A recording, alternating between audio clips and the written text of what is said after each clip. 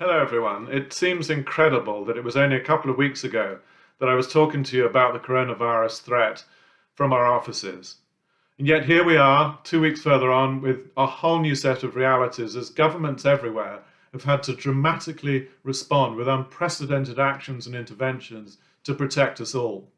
Something like a quarter of the world's population is now in some form of restriction of travel and movement. And when talking about what are truly essential jobs to keep not only the healthcare systems going, but of course the provision of basic goods and supply to people at this time of crisis. So the health crisis has led very quickly into a significant economic crisis. And it begins, of course, with things like the stock market valuations and company valuations dropping dramatically as stock markets everywhere, as they so often do, react in the short term to uncertainty. But most profoundly, it's about people's jobs and livelihoods and incomes. We know so many people do not have secure jobs. They are either self-employed or they're contracted. We also know far too many people have very little financial resources to fall back on. So we have a collective responsibility across organizations and governments and society to protect these people as much as we possibly can. So for us in the HR profession, we are very much at the front line of the organizational response, and we have many challenges to deal with.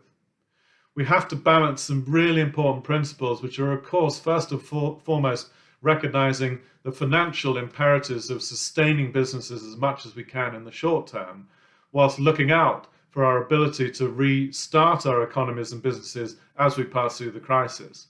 We have to be legally compliant in what we do, and perhaps as important as anything, we must ensure that we are being ethically and morally good in the actions and decisions that we take. So this is a test for the profession. It's a time for us to stand up.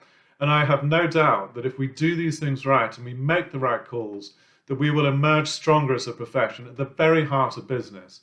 Because there is no doubt that this crisis is making us all reflect on what is truly important about people at the heart of business and the heart of society and economies. So as the CIPD, we are here to help you. We've been putting out a lot of guidance. We've been trying to follow and influence government thinking in terms of policy and support to businesses and jobs, as well as, of course, how we take our responsibility about protecting our people and their healthcare and well-being. We will be doing more in this regard. We will be connecting more with you because we know that having dialogue, connecting our communities, is as important as anything now to sustain our own strength, both individually and collectively, to share our learnings, to share how we're responding to these very dramatic events and what we can learn from each other. So I would just finally close by saying, look after yourselves, protect those that are close to you, and of course, look after the organizations and people that we're all responsible for. And we will get through this, and we will emerge stronger the other side. Thank you very much.